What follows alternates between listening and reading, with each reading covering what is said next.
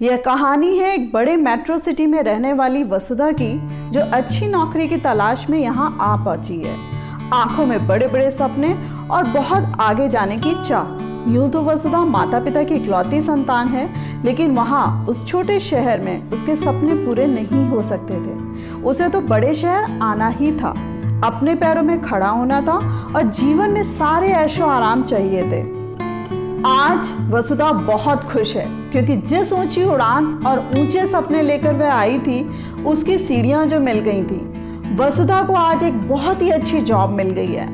मिलनी तो थी ही, वसुधा ने बहुत अच्छे कॉलेज से MBA जो किया था, वह शुरू से ही पढ़ने लिखने में बहुत होशियार रही। वसुधा के बॉस रोहित उसमें अच्छा इंटरेस्ट दिखाते हैं।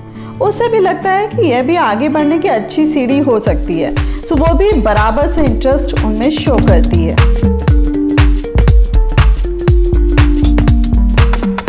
देखते ही देखते वसुधा को रोहित के कारण एक अच्छा प्रमोशन भी मिल जाता है।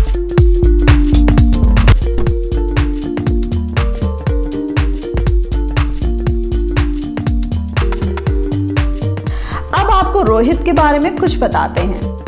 रोहित की एज 38 साल, एक प्यारी सी वाइफ और एक छोटी सी उनकी बेटी। रोहित के एक ही शहर में 2 फ्लैट्स हैं। एक में वह अपनी पत्नी और बच्ची के साथ रहता है और दूसरा फ्लैट खाली पड़ा है। रोहित और वसुधा की नजदीकियां अब बढ़ चुकी हैं। रोहित वसुधा को लिव इन में रहने का ऑफर देते हैं। वसुधा रोहित के बारे में सब जानती है, लेकिन सब जानते बूझते भी हाँ कर देती है। उनके इस रिलेशनशिप को देखते ही देखते पूरे 3 साल बीत चुके हैं। शुरू में तो सब ठीक ठाक चलता है, लेकिन अब वसुधा को रोहित की कुछ बातें खटकने लगी हैं। जैसे अपने फ्रेंड्स के आने पर वसुधा को होटल में रुका देना। एक बार वसुधा मना कर देती है, रोहित तुम्हारे फ्रेंड्स अक्सर आ जाते हैं, मैं रोज रोज होटल में स्टे नहीं कर सकती। रोहित इस बात पर झल्लाते हुए, तो फिर तुम्हारे साथ इस रिश्ते की सब जगह नुमाइश लगा दूं?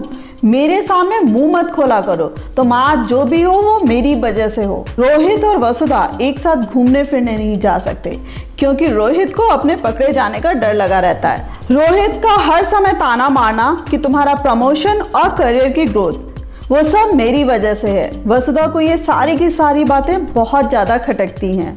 इसी बीच एक दिन वसुधा के फादर का फोन आता है, बेटा तुम्हारे राजेश अंकल ने अपने बेटे कुणाल के लिए तुम्हारा हाथ मांगा है। मुझे कोई एतराज नहीं है, और शायद तुम्हें भी ना हो, क्योंकि कुणाल तुम्हारा कितना अच्छा फ्रेंड है। और कुणाल ने भी एक बहुत अच्छी MNC ज्वाइन की है, जिसका हेडक्वार्टर तुम्हारी सिटी में है। और अच्छी बात यह है कि कुणाल को उस हेडक्वार्टर में ही ज्वाइन करना है। वसुधा इस बात को कोई उत्तर नहीं दे पाती। अब वसुधा रोहित को सब बताती है। वह रोहित से पूछती है कि क्या हम शादी कर सकते हैं। रोहित यह सुनते ही हंसने लगता है कि जैसे वसुधा ने कोई जोक मारा हो, और कहता है तुमसे शादी, तुम्हारा दिमाग खराब हो गया है। I have happily married life. तुम एक काम करो, तुम भी शादी कर लो, और जैसा चल रहा है वैसा चलने दो, सब खुश रहेंगे। तो नमस्कार दोस्तों, मैं पल्लवी दुबे एक बार फिर आपके सामने। कैसे हैं आप सभी लोग? आप सभी ने अभी वसुधा की कहानी सुनी। वसुधा की जो कहानी है वो मैं कुछ कह सकती हूँ कि लेकिन इस तरीके से आम है कि जो शहरों मतलब छोटे शहरों से बच्चियाँ आती हैं या हमारी सिस्टर्स आती हैं, और उन्हें करियर में बहुत कुछ करने की चाह रहती है। उन्हें लगता है कि वो जल्दी से जल्दी नाम कमा लें, जल्दी से जल्दी उन्हें नेम फेम मनी सब कुछ मिल जाए, और इस चाह में वो कई बार कुछ गलतियाँ कर बैठती हैं। और यही चीज़ वसुधा के साथ भी हुई। वसुधा का जब मेरे पास कॉल आया, तो वसुधा का सबसे पहले क्वेश्चन यही था कि मैम क्या मैंने रोहित के साथ लिव इन में रहकर कोई गलती करी। दूसरा क्वेश्चन ये था कि रोहित जो कह रहा है उसे सेम डिसीजन लेना चाहिए, यानी कि उसे कुणाल से शादी करनी चाहिए कि नहीं। तीसरी चीज़ कि कुणाल से शादी के बाद भी वो रोहित के साथ उसे रिलेशनशिप रखना चाहिए कि नहीं रखना चाहिए। सो जब इन 3 क्वेश्चंस की बात हुई, सो मैंने वसुधा को यही बोला। मैंने कहा वसुधा फिर से वही बात है कि आई एम नॉट अ जज। मेरी ओपिनियन अपने मतलब डिफरेंट हो सकती है और तुम्हारी ओपिनियन डिफरेंट हो सकती है, बट जहाँ तक तुमने मुझसे बात करी है, सो मेरा फ़र्ज़ बनता है कि मैं तुम्हें निष्पक्ष होकर सारी चीज़ें बताऊँ।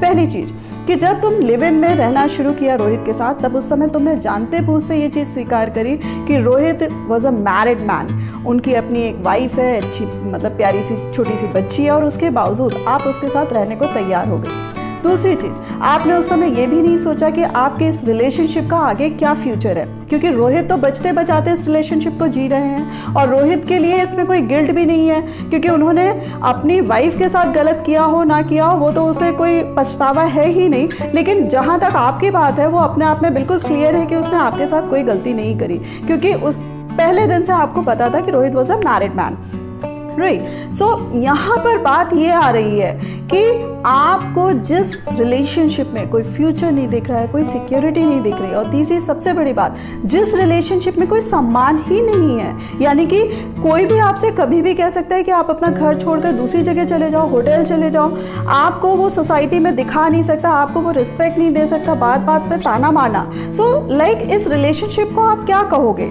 सो माय डियर फ्रेंड, गलती तो आपसे वाकई हुई है। दूसरी चीज, रोहित आपसे दूसरी सबसे बड़ी गलती करने को कह रहा है कि जैसे वो अपनी वाइफ को धोखा दे रहा है, द सेम थिंग वो आपसे कह रहा है कि आप भी शादी करो और आप भी कुणाल को धोखा दो।